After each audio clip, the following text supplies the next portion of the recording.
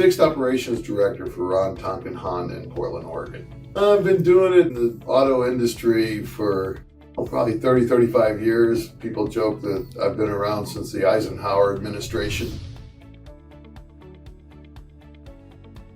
So repair order count, keeping our ROs up, keeping the returns for those ROs up has been a real challenge for the store. So we've been trying to see what the answers were to try to see if we can get out from underneath that trend.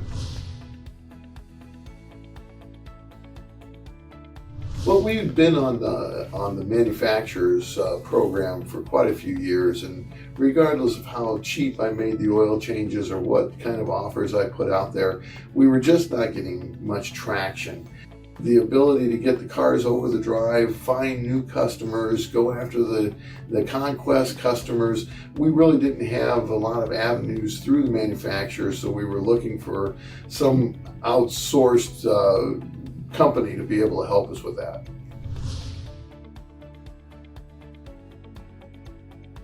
We've been with them for a little over a year and a half, 2 years. This year, our repair order count is up almost 8%. The RO count, getting the customers in, getting them across the drive, has really seemed to help.